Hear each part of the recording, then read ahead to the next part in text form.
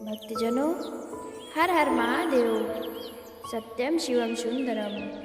नमः शिवाय, नमः शिवाय।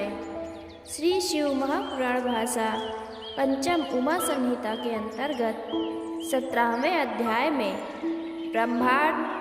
ब्रह्मांड और जम्बूद्वीप वर्णन की कथा हम सुनेंगे। सनत कुमार जी कहते हैं, हे व्यास जी, इस प्रकार मैंने संपूर्ण नरकों के समुदाय का वर्णन किया। अब भूमंडल का वर्णन करता हूँ, ध्यान से सुनो। 7 द्वीपों वाली पृथ्वी मंडल में पहला जम्बू, दूसरा प्लक्ष, तीसरा सालमली, चौथा कुश, पांचवा क्रौंच, छठा शाक और 7वां पुष्कर नामक ये 7 महाद्वीप हैं। और लवण, इक्षुरस, घी, दही और दूध के समुद्र हैं। इन सब के मध्य में जम्बूद्वीप है। इसके बीच में सुमेरु नामक स्वर्ण का पर्वत है, जो 16 योजन नीचे धंसा है और जिसकी 24 योजन ऊंचाई है। इसके शिखर का विस्तार 32 योजन है, जो भूमि के ऊपर चारों ओर फैली है। यह कड़िकाकार 16,000 योजन में स्थित है, जिसके दक्षिण में हिमालय और हेमकूट नाम के पर्वत हैं और उत्तर में नील तथा श्वेतशृंगी नाम वाले पर्वत हैं। ये सब 10,000 योजन तथा रत्नों के सहित लाल कांति वाले हैं। इसमें भारतवर्ष 1,000 योजन चौड़ा तथा इतना ही विस्तृत है, जिसके पीछे किम पुरुष कहा गया है, और जिसके आगे अर्थात सुमेरु के दक्षिण और हरिवर्ष और उत्तर रम्यक तथा उसके समांतर में हिरण्मय है। इसके उत्तर में कुरु, मध्य में इलाव्रत और इसके मध्य में मेरु पर्वत 9,000 योजन विस्तृत है।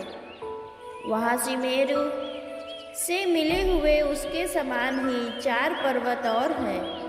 पूर्व में मंदराचल, दक्षिण में गंधमादन, पश्चिम में विपुल और उत्तर में सुपार्श, जिन पर कंदप, जामुन, पीपल और बड़ आदि के वृक्ष फैले हुए हैं।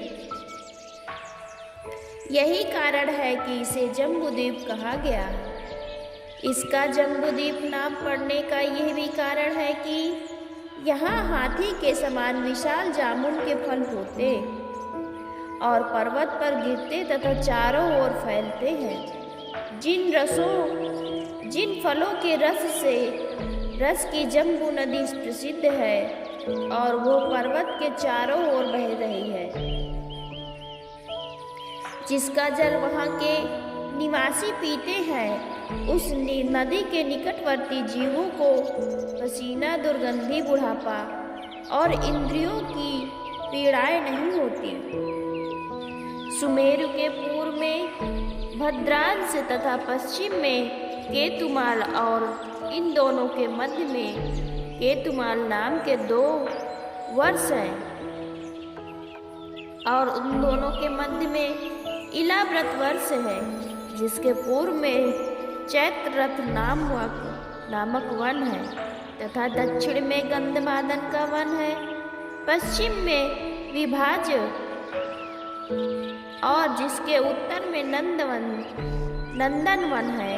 सुमेरु के ऊपरी भाग में शांतकौभ नामक ब्रह्मा जी का नगर है, जो 14 योजन विस्तृत है। ब्रह्मा जी की उस पुरी में चंद्र कमंडल को फोड़कर विष्णु जी के चरणों से निकली हुई गंगा जी गिरी हैं और जिसके चारों ओर सीता, अलकनंदा और चक्षुभद्रा नदी बहती है तथा त्रिपथगा गंगा जी तो सब पर्वतों को लांघकर चारों दिशाओं में घूमती हुई समुद्र में जा मिलती हैं। सभी पर्वतों तथा देवता के यक्ष गंधर्व राक्षस समूह तथा देव दानव दिन रात क्रीड़ा करते रहते हैं। ये सभी भूमियां स्वर्गीय हैं जिन पर पापी नहीं जा सकता। वहाँ किम पुरुष आदिक नगर तो ऐसे हैं जिनमें 8000 वर्ष तक न शोक, न आपत्ति, न क्षुधा और न भय आदि होते, और प्रजा 10 या 12,000 वर्ष तक स्वस्थ, निर्द्वंद तथा सुखी रहते हैं। यहाँ सतयुग, त्रेता और द्वापर ही होते हैं। यहाँ वर्षा नहीं होती, किंतु भूमि के चारों तरफ सर्वदा जल बहता रहता है, जिससे नदियाँ और सैकड़ों छोटी नदियाँ बहती रहती हैं, जिनमें पुण्यात्मा जल क्रीड़ा किया करते हैं। 5वीं उमा संहिता के अंतर्गत 17वें अध्याय में ब्रह्मांड और जम्बूद्वीप वर्णन की कथा समाप्त होती है। 18वें अध्याय की कथा सुनेंगे, सप्तद्वीप वर्णन की कथा। सनत कुमार जी कहते हैं, हे ऋषियों, अब हिमालय के दक्षिण में स्थित भारतवर्ष का वर्णन करता हूँ, जहाँ की भारतीय सृष्टि शोभित है। यहाँ 9000 योजन विस्तृत वाला है और इसे पंडितों ने स्वर्ग तथा अपवर्ग भी भूमि कहा है। यहाँ मनुष्यों को स्वर्ग और नरक की प्राप्ति होती है। इसके 9 भेद और हैं। इसमें ये भारतवर्ष सागर से उत्पन्न हुआ नवा द्वीप है, जो दक्षिण से उत्तर की ओर हजारों योजन फैला हुआ है, जिसके पूर्व में किरात, दक्षिण में यमन और उत्तर में तपस्वी गण निवास करते हैं, और जिसके मध्य में अनेक ब्राह्मण, क्षत्रिय, वैश्य तथा शूद्र यज्ञ, युद्ध, वाणिज्य और सेवा आदि अपने कर्मों में तत्पर रहते हैं। जहाँ महेंद्र, मलय, शाह, सुदामा, ऋक्ष, पर्वत, विंध्य और परियात्रा ये 7 पावन हैं। इसी पारयात्र से वेद, स्मृति और पुराण आदि उत्पन्न हुए हैं, जिनके दर्शन और स्पर्श मात्र से सब पापों का नाश हो जाता है।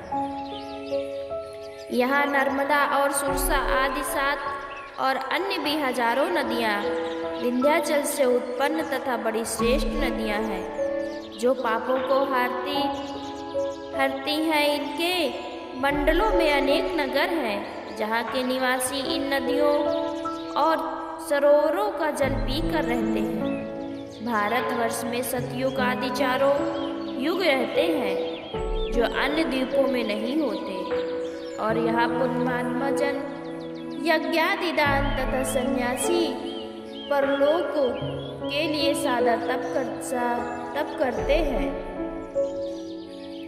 समस्त जम्बूद्वीप में ये भारतवर्ष श्रेष्ठ और कर्म भूमि है, और यहाँ के अतिरिक्त अन्य भूमि योग्य भूमि है।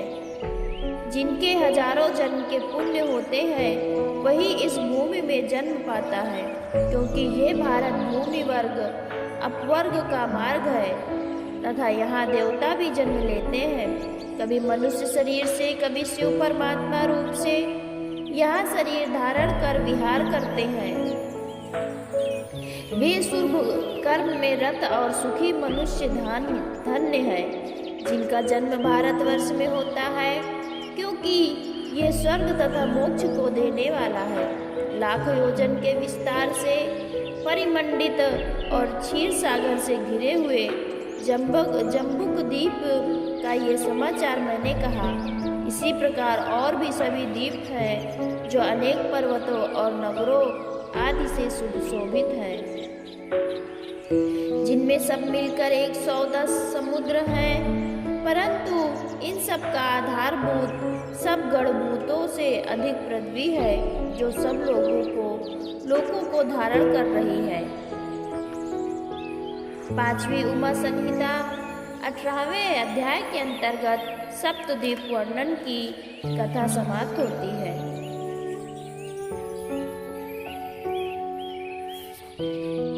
भक्तजनों, हर हर महादेव, हर हर महादेव।